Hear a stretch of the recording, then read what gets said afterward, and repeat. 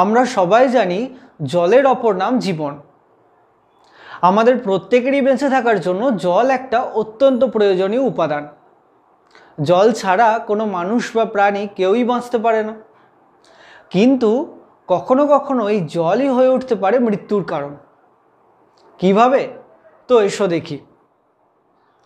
তো বিশ্ব স্বাস্থ্য সংস্থার মতে সারা বিশ্বের প্রতি বছর প্রায় 30 লক্ষ শিশু ডায়রিয়া ও অন্যান্য জলবাহিত সংক্রামক অসুখে মারা যায়।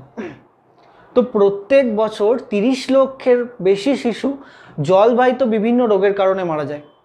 হ্যাঁ, 30 লক্ষ শিশু মারা যায়। কি কারণে? না, জলবাহিত বিভিন্ন রোগের কারণে, অর্থাৎ দূষিত জল পান করার কারণে। তো এই ক্লাসে আমরা এই দূষিত জল বা জল দূষণ সম্পর্কেই জানব।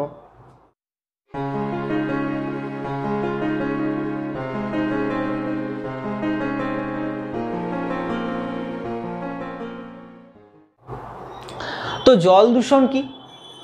তো এসো দেখি। তো জল দূষণ হচ্ছে জলে বিভিন্ন অবাঞ্ছিত রাসায়নিক বা জৈব পদার্থ, জীবাণু মিশে গিয়ে জল মানুষ ও অন্যান্য প্রাণীর ব্যবহারের অযোগ্য হয়ে গেলে।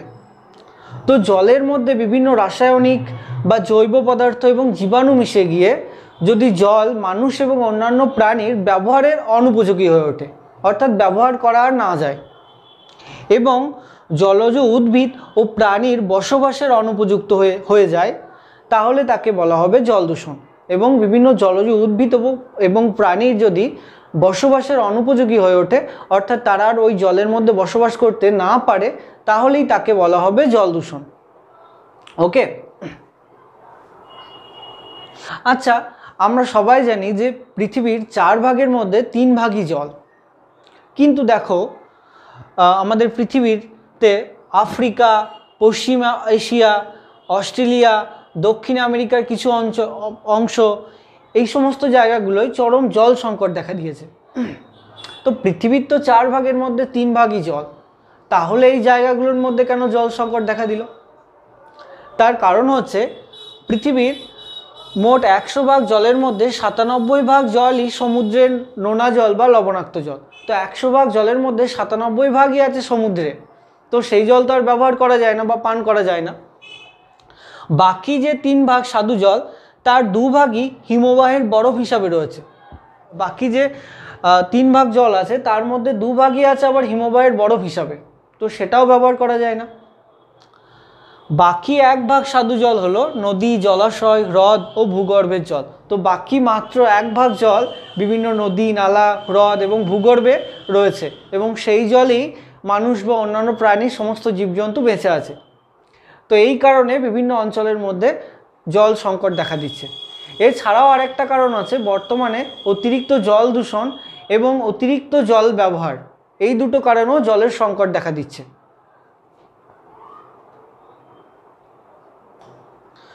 এবার আমরা জানবো জল দূষণের কারণ সম্পর্কে, যে কি কি কারণে জল দূষণ হয়। তো দেখো, 1 নম্বর হচ্ছে বিভিন্ন নর্দমার জল বিভিন্ন জলাশয়ে গিয়ে মেশে। বিভিন্ন নর্দমার নোংরা জল বিভিন্ন নদী, নালা বা সমুদ্রে গিয়ে মেশে। তো সেই দূষিত জল বা নোংরা জল যখন কোনো জলাশয় বা নদীতে গিয়ে মেশে, তখন সেখানকার জল দূষিত হয়। বিভিন্ন নোংরা আবর্জনা জলাশয়ে বা নদীতে ইত্যাদিতে ফেলা হয়, এর ফলে সেখানকার জল দূষিত হয়। গ্রামাঞ্চলে বিভিন্ন পুকুর বা জলাশয়ের মধ্যে গরু মোষ স্নান করানো হয়, এর ফলেও জল দূষণ হয়। বিভিন্ন কলকারখানা থেকে বর্জ্য পদার্থ জলে ফেলা হয় বা জলে এসে মেশে, তার ফলেও জল দূষণ হয়। এবার এই কলকারখানা থেকে যে সমস্ত দূষিত বর্জ্য পদার্থ জলে মেশে, তার মধ্যে বিভিন্ন বিষাক্ত পদার্থ থাকে, যেমন অ্যামোনিয়া, ক্লোরিন, আবার বিভিন্ন বিষাক্ত ধাতু যেমন পারদ, সীসা ইত্যাদি থাকে। তো এইগুলো জলের মধ্যে মিশে জল দূষিত হয়। তাপবিদ্যুৎ কেন্দ্রে কয়লা পুড়িয়ে বিদ্যুৎ তৈরি করা হয়। সেই তাপবিদ্যুৎ কেন্দ্রের উষ্ণ বা গরম জল অনেক সময় পার্শ্ববর্তী বা পাশের কোনো জলাশয়ে গিয়ে পড়ে। এবার এই গরম জল যদি জলাশয়ে পড়ে, তাহলে জলের মধ্যে অক্সিজেনের পরিমাণ কমে যায়, এইভাবে জল দূষণ হয়।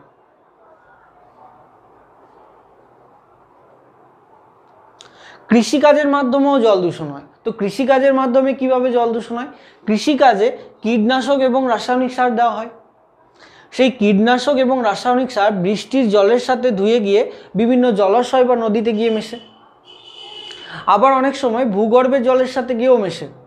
তো এইভাবে কৃষিকাজের মাধ্যমেও জল দূষণ হয়। গ্রাম অঞ্চলে অনেক অগভীর নলকূপ আছে। তো সেই অগভীর নলকূপ থেকে প্রচুর পরিমাণে জল তোলার কারণে মাটির নিচের আর্সেনিক অনেক সময় জলের সাথে মিশে যায়। তো এই আর্সেনিক মিশে যাওয়ার কারণেও জল দূষণ হয়। তৈলবাহী জাহাজ থেকে জল দূষণ। তো জাহাজে করে সমুদ্রের মধ্যে দিয়ে তেল নিয়ে যাওয়া হয়। তো অনেক সময় সেই তৈলবাহী জাহাজ লিক করে বা কোনো কারণে দুর্ঘটনার কারণে তেল জলের মধ্যে মিশে গিয়েও জল দূষিত হয়। তো এই সমস্ত জাহাজে প্রচুর পরিমাণে তেল থাকে। তো কোনো কারণে যদি দুর্ঘটনা বা লিক হয়ে যায় তো প্রচুর পরিমাণে তেল সেই সমুদ্রে এসে মেশে। তো এর কারণে প্রচুর পরিমাণে জল দূষণ হয়। আরেকটা খুব গুরুত্বপূর্ণ পয়েন্ট, ইউট্রোফিকেশন। তো ইউট্রোফিকেশন কি? অনেক পুকুর বা জলাশয়ে কাপড় কাচা হয়। এবার সেখানে কি থাকে? ডিটারজেন্ট থাকে, আর ডিটারজেন্টের মধ্যে থাকে ফসফেট। তো এই ফসফেট এই সমস্ত বদ্ধ পুকুর জলাশয়ের জলে মিশলে প্রচুর পরিমাণে শৈবাল, আগাছা ইত্যাদি, আগাছা, কচুরিপানা ইত্যাদির জন্ম হয় বা বেড়ে যায়। এই ফসফেট যদি জলের মধ্যে মেশে, এই ফসফেট থাকে কিসে? না ডিটারজেন্টে। তো এই ফসফেট যদি প্রচুর পরিমাণে জলের মধ্যে মেশে তাহলে জলের মধ্যে শৈবাল, আগাছা, কচুরিপানা ইত্যাদি প্রচুর পরিমাণে বেড়ে যায়। এতে করে কি হয়? জলের মধ্যে দ্রবীভূত অক্সিজেনের পরিমাণ কমে যায়। এতে করে কি হয়? জলের মধ্যে যে দ্রবীভূত অক্সিজেন থাকে বা জলের মধ্যে যে অক্সিজেন থাকে তার পরিমাণ অনেক কমে যায়। এর ফলে জলের মধ্যে যে মাছ বা জলজ প্রাণীরা থাকে তারা মারা যায়। এই অক্সিজেন কমে যাওয়ার কারণে জলের মধ্যে মাছ বা জলজ প্রাণীরা মারা যায়। একেই বলা হয় ইউট্রোফিকেশন। তো জল দূষণের এই কারণগুলো সম্পর্কেই আমরা জানলাম। এইবার জল দূষণের কারণে বা দূষিত জল পান করার কারণে আমাদের বিভিন্ন রোগ হতে পারে। তো সেরকম কিছু রোগ আমরা দেখব। তো জল দূষণের কারণে বা দূষিত জল পান করার কারণে ব্ল্যাক ফুড রোগ হতে পারে। যেটা কিসে থেকে হয়? যেটা জলের মধ্যে যদি আর্সেনিক থাকে এবং সেই জল যদি আমরা বা মানুষ পান করে তাহলে সেই জল পান করলে ব্ল্যাক ফুড রোগ বা ব্ল্যাক ফুড ডিজিজ হতে পারে। তো এই রোগ হলে কি হয়? এই রোগ হলে হাতের তালু এবং পায়ের নিচে কালো কালো ঘায়ের সৃষ্টি হয়। তো এই কালো কালো যে ঘায়ের সৃষ্টি হয় এইটাকেই বলা হয় ব্ল্যাক ফুড রোগ, এবং এই রোগের কারণে পরবর্তীকালে ক্যান্সার পর্যন্ত হতে পারে।